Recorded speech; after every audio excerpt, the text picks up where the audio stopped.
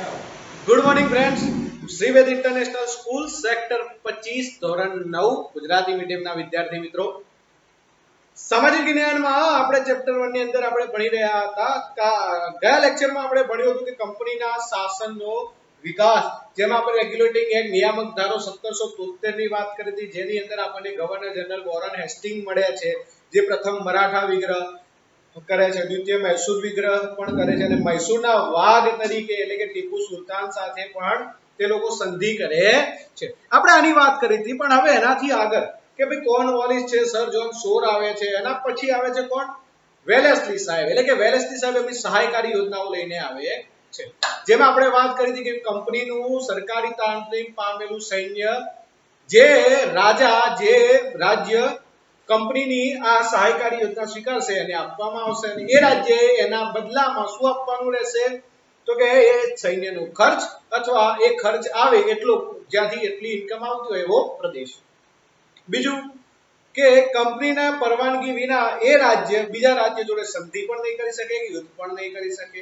પોતાના રાજ્યમાં એક અંગ્રેજ પ્રતિનિધિ રાખવાનો રહેશે, અને બીજો ફોરેનનો કોઈ પણ વ્યક્તિ એમના રાજ્યમાં નોકરી કરી શકશે નહીં. આવા મુદ્દાઓ એટલે મીઠા ઝેર સમાન હતી. વેલેસ્લીની જે સહાયકારી યોજનાઓ છે એ મીઠા ઝેર, જેમ કે ખીર હોય, ખીરની અંદર તમને કોઈ ઝેર નાખીને આપે તો તમને મીઠું જ લાગે. એ વેલેસ્લીની જે સહાયકારી યોજના છે, ભાઈ તમને યુદ્ધ માટે કે એના માટે તાલીમ માટે તમને તાલીમ પામેલું આખું સૈન્ય આપવામાં આવશે, ટુકડી આપવામાં આવશે, તમને રક્ષણ મળશે. એટલે તમને શું લાગે કે ભાઈ આ આપણું સારું છે. એટલે કે ખીરની અંદર ઝેર નાખીને આપવામાં આવે એવું મીઠું ઝેર આ વેલેસ્લીની સહાયકારી યોજનાઓ હતી. આગળ વાત કરીએ કે ટીપુ સુલતાન, આ વેલેસ્લીની જે સહાયકારી યોજના આવી એને ટીપુ સુલતાને અસ્વીકાર કર્યો.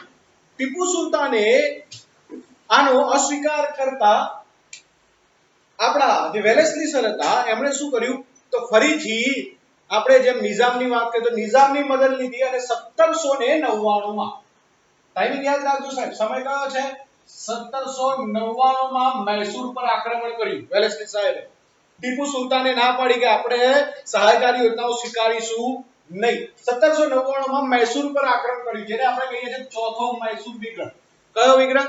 ચોથો મૈસૂર વિગ્રહ 1799, જેમાં ટીપુ સુલતાનની હાર થાય છે, અને ટીપુ સુલતાન આ યુદ્ધમાં મૃત્યુ પામે છે. ચોથા મૈસૂર વિગ્રહમાં વેલેસ્લી કોની સહાય લે છે? નિઝામની. અને નિઝામની સહાય લઈ ટીપુ સુલતાન ઉપર મૈસૂર પર આક્રમણ કરે છે. ચોથા મૈસૂર વિગ્રહ 1799 માં ટીપુ સુલતાન એટલે કે મૈસૂરનો વાઘ મૃત્યુ પામે છે. હવે વેલેસ્લી સાહેબ તો જતા રહે છે, અને નવા ગવર્નર જનરલ તરીકે પદવી ઉપર આવે છે હેસ્ટિંગ્સ સાહેબ, Warren Hastings. Warren Hastings governor જનરલનું પદ સ્વીકારે છે, અને એ લોકો એ શું કરે છે? પહેલું નેપાળ યુદ્ધ, આપણે ખબર છે નેપાળના ગુરખાઓ કે સિક્યુરિટીમાં હોય છે, જીશાબજી આવું બોલતા હોય છે, તમે સાંભળેલા હશે. તો આ ગુરખાઓને નેપાળ પર યુદ્ધ કરે છે અને ગુરખાઓને હરાવે છે, અને ગુરખાઓને પોતાના લશ્કરમાં સામેલ કરી દે છે. જો આમનું એક જ હતું કે ભાગલા પાડો અને રાજ કરો. હવે આપણા જ લોકો આપણી સામે લડશે.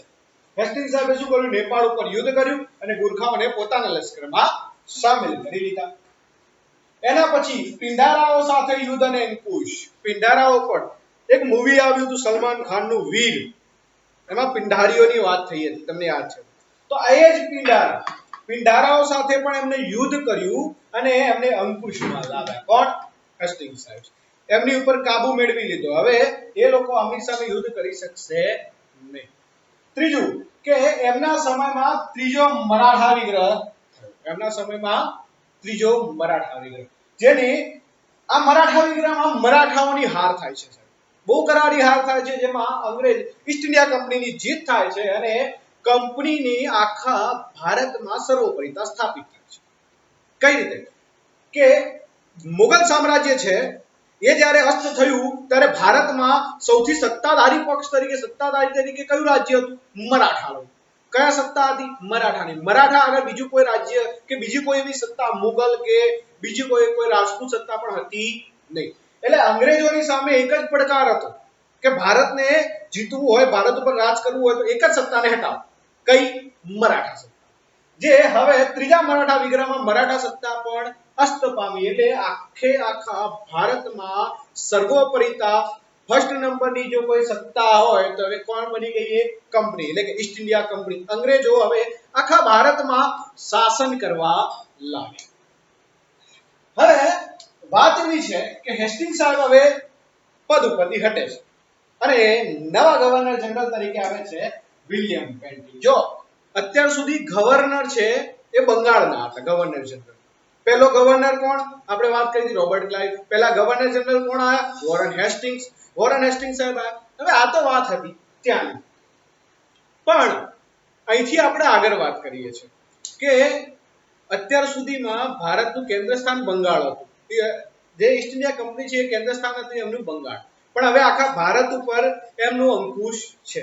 એટલે હવે ભારતનો બંગાળનો ગવર્નર જનરલ નહીં, ભારતનો ગવર્નર જનરલ બને છે કોણ? વિલિયમ બેન્ટિંગ સાહેબ. વિલિયમ બેન્ટિંગ સાહેબ આવે છે એટલે જો પહેલા જેટલા પણ ગવર્નર જનરલો થઈ ગયા એ બધાની સામ્રાજ્યવાદી નીતિ હતી. કેવી?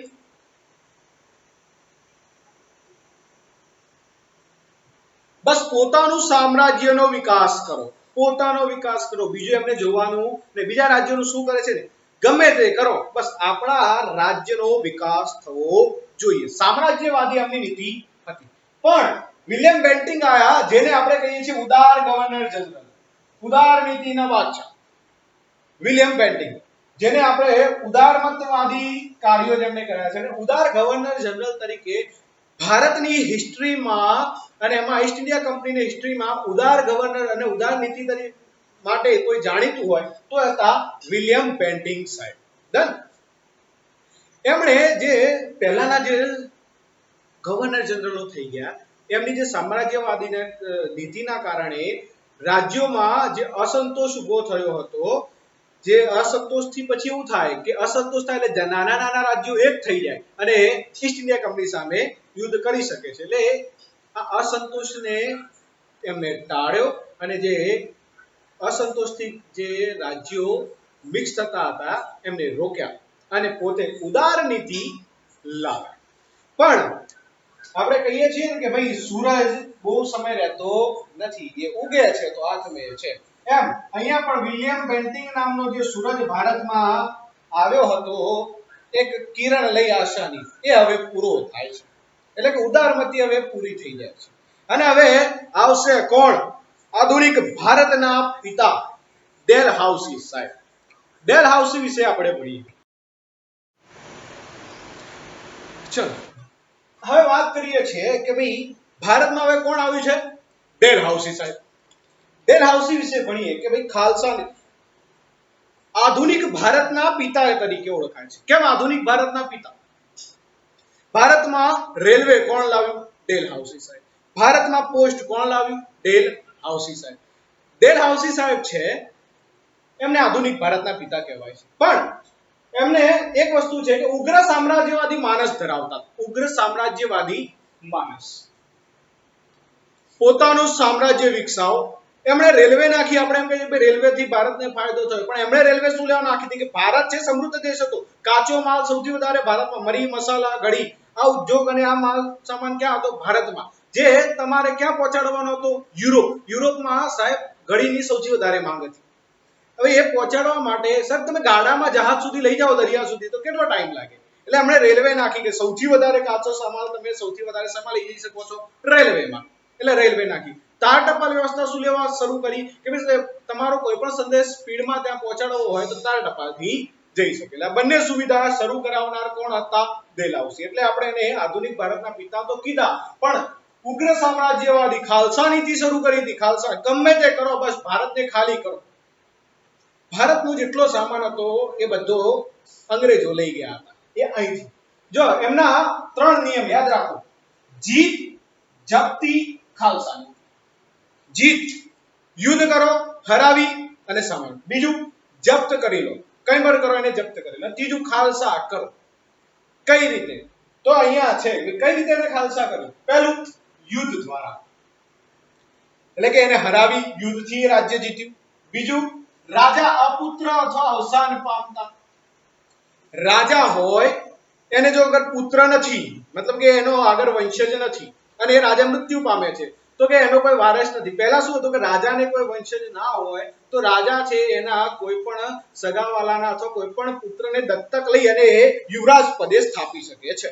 પણ હવે શું કર્યું છે કે ભાઈ એને યુવરાજ પદે મૂકો કે ના મૂકો, તમારો પોતાનું ખૂન હોય, પોતાનું બ્લડ હોય તો જ એ રાજા યુવરાજ પદે મૂકી શકાય, બાકી મુકાય નહીં. તમે એટલે આપણે વાત કરીએ ઝાંસી રાણી લક્ષ્મીબાઈ, મેં આપની ઝાંસી નહીં દૂંગી, એવડા પિક્ચર આવ્યું હતું મણિકર્ણિકા.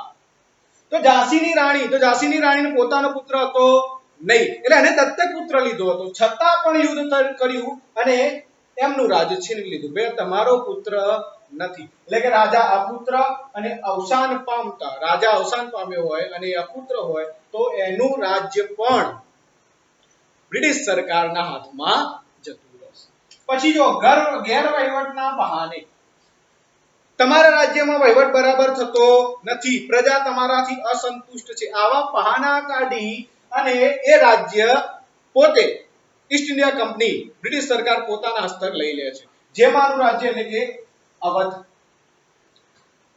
કરજની ઉઘરાણી, ચાલો કરજની ઉઘરાણી એટલે કર્જ, આપણી પર જે લેણું છે એવું કે સરકાર જોડેથી તમારે જે લેણું લેવાનું છે તો એવા કરજની ઉઘરાણીમાં કે મારે પૈસા નથી લેવા, રાજ લઈ લો, તો એ પ્રમાણે પણ એમને રાજ પોતાના હાથમાં જપ્ત કરી લીધું.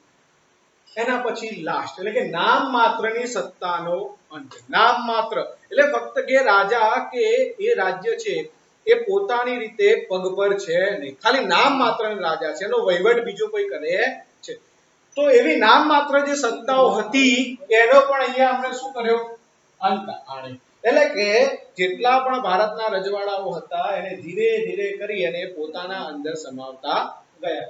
પહેલું યુદ્ધ કરો અને પોતાની અંદર, જો પંજાબ અને પેગુ, પંજાબ અને પેગુ, પેગુ એટલે બર્મા, બર્મા એટલે હાલનું મ્યાનમાર. તમે કદાચ પશ્ચિમ બંગાળમાં જાઓ છો, ત્યાં આપણું બાંગ્લાદેશથી પૂર્વમાં જાઓ એટલે મ્યાનમાર આવે, તો મ્યાનમાર છે એ હાલનું બર્મા, એટલે કે પેગુ હાલનું મ્યાનમાર. તો પંજાબ, બર્મા આ બંને યુદ્ધથી જીત્યા. અપુત્ર તરીકે કેટલા રાજ્યો ગયા, સતારા, જયપુર, સબલપુર, ઉદયપુર, ઝાંસી, બગાત અને નાગપુર. આ દરેક રાજ્યો એના એટલે કે રાજા મૃત્યુ પામ્યા અને એમને કોઈ પુત્ર હતો નહીં. તમે દત્તક પુત્ર લેશો તો પણ એ માન્ય ગણાશે નહીં. આ રીતે આટલા રાજ્યો આપણે ખાલસા કર્યા. કોણે? ડેલહાઉસી સાહેબે ખાલસા નીતિ અપનાવી. ગેરવહીવટના બહાને અવધ, અવધ કે બિહારી હમ ગીત ગાતે હૈ ના, અવધના બિહાર, તો આ બિહારનું અવધ. કરજની ઉઘરાણી એટલે કે જે લેણું છે બાકી એના બહાને તો નિઝામનો વરાડ પ્રાંત એટલે કે આપણું આંધ્રપ્રદેશ છે, પશ્ચિમ બંગાળનું છે, તો એનો જે એરિયા છે એ નિઝામ કહેવાય. તો નિઝામનો વરાડ પ્રાંત છે એ પણ આમને કરજની ઉઘરાણીના બહાને પોતાના અંદર પોતાના હસ્તક કરી લીધો. નામ માત્રની સત્તાઓ તો કઈ? કર્ણાટક અને તાંજોર. આ બે ખાલી નામ માત્ર એટલે કે રાજાઓએ આ કોઈ પોતાનું અલગ રાજ્ય હતું, ખાલી નામ માત્રથી આ રાજા છે, બાકી એની કોઈ સત્તા કે પ્રભુત્વ હતું નહીં. તો એ પણ કોના અંડરમાં આવી ગઈ? East India company. આપણે વાત કરી કે ઈસ્ટ ઇન્ડિયા કંપની જે ત્રીજો મરાઠા વિગ્રહ થયો એના પછી ઈસ્ટ ઇન્ડિયા કંપની આખા ભારત ઉપર પોતાનું પ્રભુત્વ જમાવી દીધું અને એની અંદર ડેલહાઉસી સાહેબ આવ્યા એટલે એમને ખાલસા નીતિનો એવો તે જોરદાર પ્રહાર કર્યો કે આખું ભારત સાહેબ ભાંગી પડ્યું. બાકી ભારત પહેલેથી ધનિક દેશ હતો, જે ભારત જે સમૃદ્ધ દેશ હતો એ હવે એકદમ ભૂખમરી અને ગરીબી ઉપર આવી ગયો. કોના કારણે? તો એક વ્યક્તિના કારણે, જેને આપણે આધુનિક ભારતના પિતા કહીએ છીએ. કેમ આધુનિક ભારતમાં ગરીબી છે? કોના કારણે? આ મહાનુભાવના કારણે, ડેલહાઉસીના કારણે. હા, રેલવે લાવ્યા, પોસ્ટ લાવ્યા, આપી, પણ એના કારણે બેનિફિટ એમને વધારે થયો. હા, અત્યારે ભારતમાં સૌથી વધારે ટ્રાન્સપોર્ટ શેમાં થાય છે? રેલવેમાં. એ અત્યારે આપણો બેનિફિટ છે, પણ એ વખતે એમના બેનિફિટ માટે લાવ્યા. તો યાદ રાખજો કે ખાલસા નીતિ કોણ લાવ્યું? ડેલહાઉસી. ઉગ્ર સામ્રાજ્યવાદી માનસ ધરાવનાર ગવર્નર જનરલ કોણ હતા? ડેલહાઉસી. કયા ત્રણ નિયમો યાદ રાખજો? જીત, જપ્તી અને ખાલસા નીતિ. જીત, એટલે કે યુદ્ધ કરીને મેળવો, જપ્ત કરી લો અને ખાલસા કરી લો. ત્રણ વસ્તુથી એમણે ભારતને બરબાદ કરવાની શરૂઆત કરી દીધી. તો આ હતા આપણા ડેલહાઉસી. કેટલાથી જોયું? પહેલેથી વાત કરીએ, એકવાર રિવિઝન કરી લઈએ. વેલેસ્લીની સહાયકારી યોજનાઓ જોઈ કે વેલેસ્લીની સહાયકારી યોજનાઓ કેવી હતી? મીઠા ઝેર સમાન. વેલેસ્લીની સહાયકારી યોજનાઓના કારણે ભારતને મતલબ એમને બહુ નુકસાન પડ્યું. પણ એના પછી આ વિલિયમ બેન્ટિંગ સાહેબની આપણે વાત કરી કે બેન્ટિંગ સાહેબ છે ઉદાર નીતિ માટે જાણીતા હતા. સહાયકારી યોજનાઓ કોની? વેલેસ્લીની. ઉદાર નીતિ કોની? વિલિયમ બેન્ટિંગ સાહેબની. અને ખાલસા નીતિ કોની? તો ડેલહાઉસી સાહેબ. ડેલહાઉસી સામ્રાજ્યવાદીની સાથે સુધારાવાદી પણ હતો. યાદ રાખજો, સામ્રાજ્યવાદી તો ખરો પણ સુધારાવાદી પણ હતા. કઈ રીતે સુધારાવાદી? તેના સમયમાં ભારતમાં પ્રથમ રેલવે, મેં કીધું ને, ભારતમાં પ્રથમ રેલવે ની શરૂઆત થઈ. ક્યારે? ઈસવીસન 1853 મુંબઈ થી થાણા. મુંબઈ અને થાણા વચ્ચે 1853 માં પ્રથમ રેલવેની શરૂઆત થઈ. ભારત ઇંગ્લેન્ડ તાર વ્યવહાર, બે વસ્તુની શરૂઆત કરી હતી. એક રેલવે, બીજું પોસ્ટ એટલે કે તાર વ્યવહાર. જાહેર બાંધકામ ખાતાની સ્થાપના, અંગ્રેજી કેળવણીની વ્યવસ્થા વગેરે કોણે શરૂઆત કરી? ડેલહાઉસી સાહેબે. પરંતુ તેમ કરતા ભારતના રાજ્યોના ભારત ઇંગ્લેન્ડ તાર વ્યવસ્થા તો ખરી, પુનર્વિવાહ અને બાળ લગ્ન પ્રતિબંધક ધારા તેના સમયમાં પસાર થયા. પુનર્વિવાહ અને બાળ લગ્ન. પુનર્વિવાહ અને બાળ લગ્ન. પહેલા બાળ લગ્ન એટલે કે ઘોડિયામાં હોય બાળક ત્યારે જ એને લગ્ન ફિક્સ કરી દે. જેને રોગ કોણ લાવ્યું હતું? ડેલહાઉસી. પુનર્વિવાહ, ફરીથી લગ્ન થાય નહીં. સ્ત્રી જેના પતિ મૃત્યુ પામ્યો છે એ વિધવા સ્ત્રીના ફરીથી લગ્ન થઈ શકતા નથી. કાં તો એને સતી કરવામાં આવતા, કાં તો એના સામાજિક જેટલા પણ નિયમો છે એ પ્રમાણે એને બંધ કરી દેવામાં આવે. તો એમાંથી મુક્તિ મળી એટલે કે પુનર્વિવાહ અને બાળ લગ્નનું જે બિલ હતું એ ડેલહાઉસીના સમયમાં શરૂ થયું. 1757 ના પ્લાસીના યુદ્ધથી શરૂ કરીને 100 વર્ષના સમયમાં કંપનીની સત્તા અને સામ્રાજ્ય બંને બધા 100 વર્ષ થઈ ગયા છે. આપણે વાત કરીએ, હજુ તો આપણે બહુ આગળ જવાનું છે.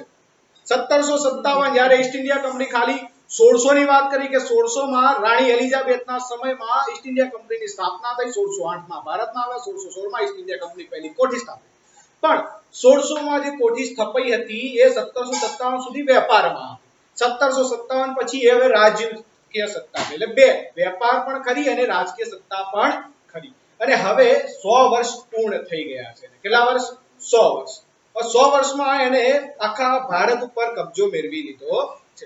ભારતના રાજ્યોના અસંતોષનો સામનો તેને કરવો પડ્યો અને આ અસંતોષ અંતે 1857 ના ભારતના પ્રથમ સ્વાતંત્ર્ય સંગ્રામ સ્વરૂપે બહાર આવ્યો. જો ખાલસા નીતિના કારણે આપણે વાત કરીએ છીએ ઝાંસીની રાણી લક્ષ્મીબાઈ, તો આવા ઘણા બધા લોકો અંગ્રેજ સામે વિરોધમાં ઉતર્યા.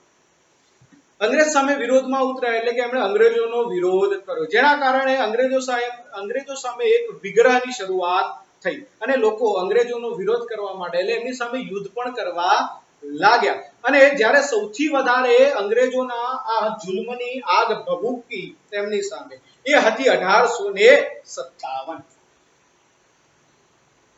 જેને આપણે કહીએ છીએ 1857 નો વિપ્લવ, 1857 નો સંગ્રામ. જે ઈસ્ટ ઇન્ડિયા કંપની સામે ઈસ્ટ ઇન્ડિયા કંપનીના જે જુલ્મ હતા એના કારણે એમનાથી દબાયેલા અને પીડિત લોકોએ એકઠા થઈને એમની સામે જે યુદ્ધ કર્યું છે એમાં ઝાંસીની રાણીની વાત કરો તમે કે ઘણા બધા એવા લોકો છે જેની આપણે ગુજરાતના વાઘેરોની વાત કરો, તો આવા ઘણા બધા લોકો છે જેણે એમનો વિરોધ કર્યો છે અને એ વિરોધ જે આગ હતી એને આપણે 1857 નો વિપ્લવ કહ્યું. જો અત્યાર સુધી આપણે જે જોયું છે ઈસ્ટ ઇન્ડિયા કંપનીનો ભારતમાં સત્તા હતી. હવે ઈસ્ટ ઇન્ડિયા કંપની છે 1857 નો જે એનો વિપ્લવ થશે એટલે કે એનું જે એક પ્રમાણેનું દમન હતું આપણી પર, દમન હતું, એની સામે લોકોનો જે રોષ હતો એના કારણે ઈસ્ટ ઇન્ડિયા કંપની સામે 1857 વિપ્લવ થશે. એટલે કે હવે ઈસ્ટ ઇન્ડિયા કંપની ભાગશે, પણ ભારત આઝાદ નહીં થાય. કેમ? ઈસ્ટ ઇન્ડિયા કંપની હટશે એટલે ભારત પર સીધું શાસન આવશે બ્રિટિશ તાજનું. એટલે કે રાણી એલિઝાબેથ ઇંગ્લેન્ડમાંથી જે હુકમ બહાર પાડશે એ ભારતમાં લાગુ થશે. એટલે હવે બ્રિટિશ તાજનું શાસન આવશે, ઈસ્ટ ઇન્ડિયા કંપનીનું શાસન અહીંયા પૂરું થશે. તો આપણે 1857 નો વિપ્લવ જોઈશું, ઈસ્ટ ઇન્ડિયા કંપનીનો અંત જોઈશું અને બ્રિટિશ તાજનો ઉદય જોઈશું. તો એ આપણે આવતા લેક્ચરમાં 1857 થી શરૂઆત કરીશું. તો ત્યાં સુધી આટલું એકવાર રિવિઝન કરી લેજો. ત્રણ વસ્તુની વાત થઈ કે ભાઈ ખાલસા નીતિ કોણ લાવ્યું? ડેલહાઉસી સાહેબ. ઉદાર નીતિ કોની હતી? વિલિયમ બેન્ટિંગ સાહેબની. અને સરકારી જે સહાયકારી યોજના હતી એ કોની હતી? વેલેસ્લી સાહેબની. ડન. જીત, જપ્તી અને ખાલસા નીતિ, આટલું યાદ રાખજો. આ વસ્તુ છે એકવાર તમે ક્લિયર કરી લેજો, ટોપિક વાઇઝ લખી દેજો. આમાંથી ક્વેશ્ચન આવશે અને 100% આવશે. કોઈ પણ ક્વેરી હોય તો જ્યારે આપણે લાઈવ થઈશું ત્યારે પૂછી શકો છો. ત્યાં સુધી આવજો. ગુડ.